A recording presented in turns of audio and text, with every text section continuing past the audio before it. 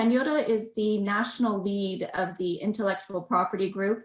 She is an IP lawyer, advisor, and strategist with a practical mindset and deep experience working with clients ranging from startups to global corporations on the development and implementation of integrated IP strategies to protect their innovation. She helps her clients identify, protect, mitigate, and manage key IP risks and opportunities across their businesses globally in a holistic and strategic manner.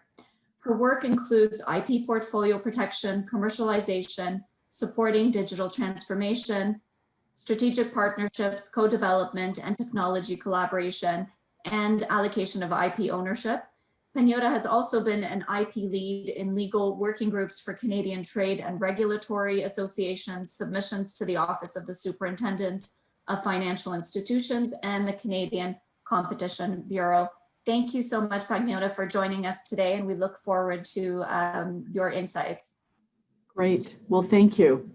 Perfect. Well, thanks for that introduction. I appreciate it. And I thought what I would do as we aim to talk about IP issues at the heart of smart cities is to begin maybe with a bit of an overview on IP rights and the driver for seeking IP protection. And then I thought I would just sort of touch on some of the common IP issues and questions that arise in the smart city context. So most commonly in the IP landscape, we talk about copyrights, trademarks, patents, and trade secrets. And at a very basic level, IP rights are exclusionary rights that are given to authors, inventors, and businesses for their ideas, for their inventions, for their valuable information. And we are living in an intangibles economy, in a knowledge-based economy where the vast majority, I would say, of corporate assets are in fact intangibles. And in this knowledge-based economy, the economic value of these intangibles is captured through the IP system and the rights that it confers. And really that's what transforms intangibles into these, I would say, tradable economic assets. So IP protection for a company's innovation is considered and well known to be a best practice. And the reason for that is simple. It creates value. It allows a company to preserve and protect their ideas, their innovation, their competitive edge. It does create these identifiable and valuable corporate assets that can really support business objectives, because we can't overlook the fact that these IP assets are business assets, and supporting business objectives is quite key in the creation of these assets. They can be leveraged to create opportunities to generate revenue through commercialization or monetization, whether that's licensing or some sort of commercial transaction.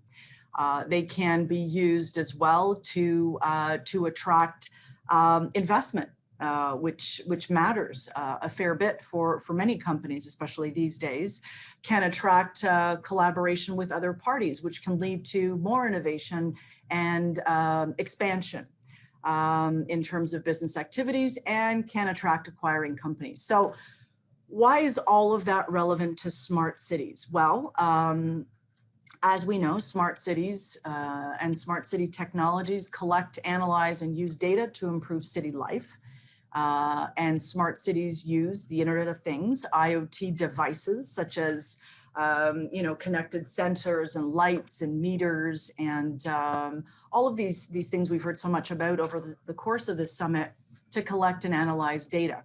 And then the cities, of course, use this data to improve infrastructure, public utilities, services, and of course, and so much more. So smart city initiatives, we also know, really do involve public and private sector partnerships.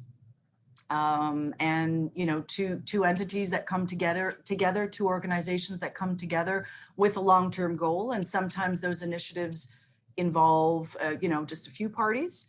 And sometimes those initiatives are much more complex, like the Smart City Initiative with Sidewalk Labs in Toronto that we've heard about.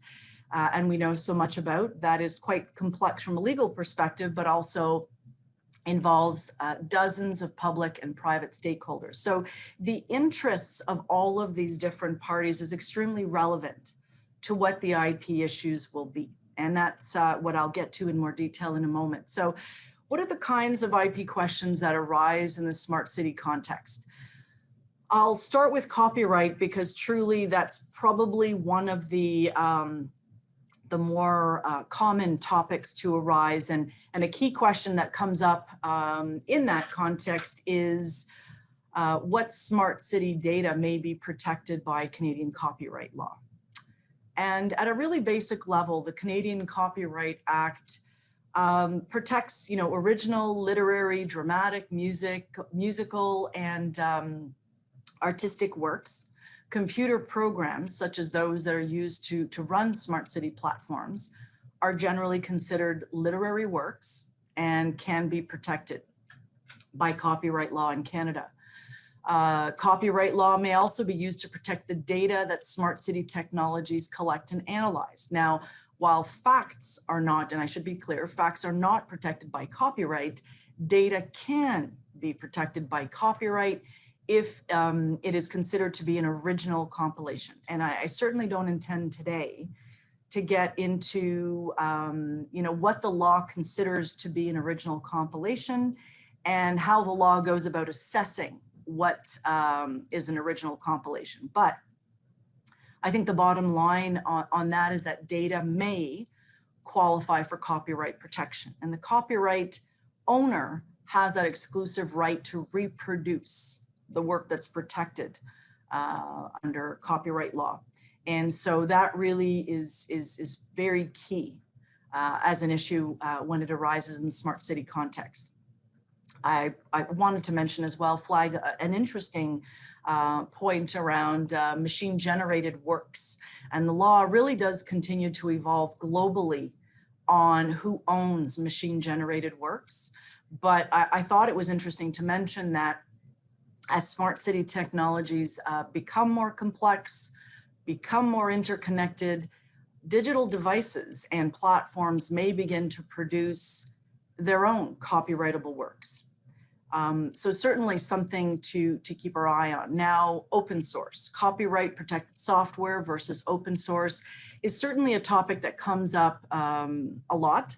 And we can probably dedicate a lot of time talking about open source. So I'm really going to be keeping my comment to this quite high level. But some smart city technologies, and I would say it's reasonable to expect that they do use an open source license. And as we know, an open source license is one where the source code and sometimes the hardware plans are made available to the public. And using and modifying the code is subject to certain rules, I'll say, under the license that comes with it. And there are, as we know, many different kinds of open source licenses with different kinds of rules. And there are certainly great advantages to using open source licenses, but it is extremely important to be aware of the fact that not all open source licenses are created equal. Not all of the rules that govern those licenses may work in a particular project, and compliance with those license requirements is essential. So at this point, patents is the next point that I wanted to touch on, and I think patents often get the lion's share of attention in many IP discussions. But the question there is, how does patent law and patent rights that have been secured by companies impact the development of smart city technologies? And again, I would say at a simple level, patents offer inventors, owners, this limited time monopoly on the right to make, use, or sell their invention. And smart city technologies may, and likely do, in many instances, have patentable aspects such as a novel sensor, hardware, inventive connectivity mechanisms, new information processing methods, and the list will go on. But for smart city technologies to interact, to communicate, exchange information from different sources, there is this concept of interoperability that you've heard a lot about, and which I'm not intending to get into here, but patent rights may affect all of those different aspects that are essential to how smart city technologies need to operate.